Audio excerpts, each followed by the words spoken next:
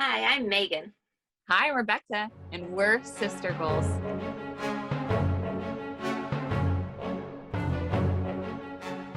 Hi, I'm Megan and this is Rebecca and we're Sister Goals. As many of you know, we are working on completing the Rory Gilmore Book Club Challenge, and today we're going to discuss The Crucible, written by Arthur Miller. It is a play that was written in 1953 and it has all to do about the Salem witch trials that happened. So, Rebecca, tell us a little bit about it. Well, I loved it. It definitely goes into a tale on this town in Massachusetts, Salem. And what's fun is it follows different characters from out the town. I particularly enjoy the storyline that connects John Proctor with Abigail Williams and how their lives then affect many other characters throughout the town. I really enjoyed that part about it.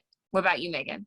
Yes, and one of the things we kind of wanted to hit on was like this big idea. Why should we read this book now? Probably something many of you have read in high school and or in the past as required reading. Why should we reread it now? So for us, we came away with some big ideas. Becca, what was one thing you really came away with from reading?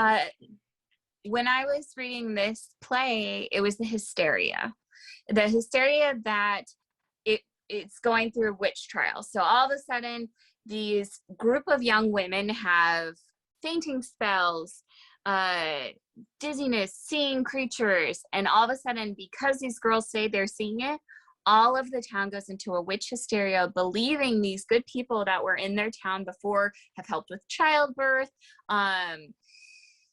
just very honorable people, have a lot of land, done well. And then all of a sudden the hysteria of these group of women, teenage girls, and then everything breaks apart. And all of a sudden they're witches and they're hung or burned at the stake or tortured. It's just crazy how it turns black and white. Just there's no in between.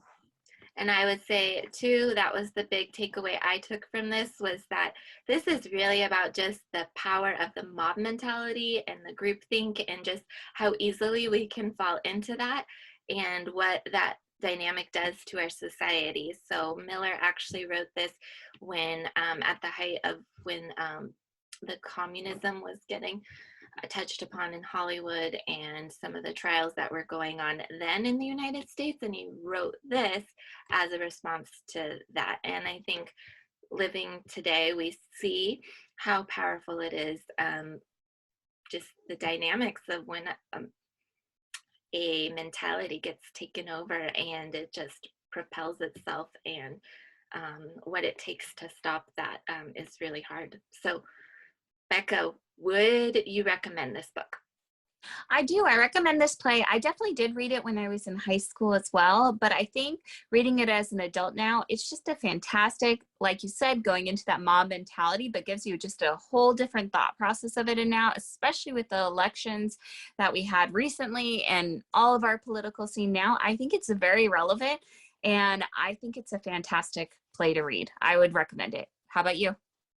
I would recommend to read it, but I would also recommend to watch it. So there is a 1996 version that is an old movie with Winona Ryder and Daniel Day-Lewis, and it's got the original play text and it's in a movie format. So I watched that. I felt like this is something that needs to be seen.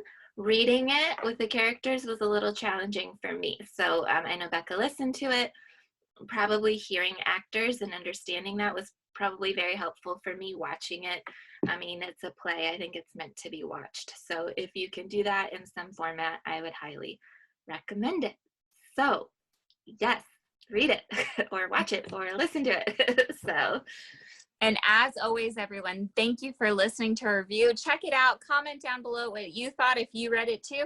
As always, remember to like, subscribe, and share. Have a wonderful day. Bye.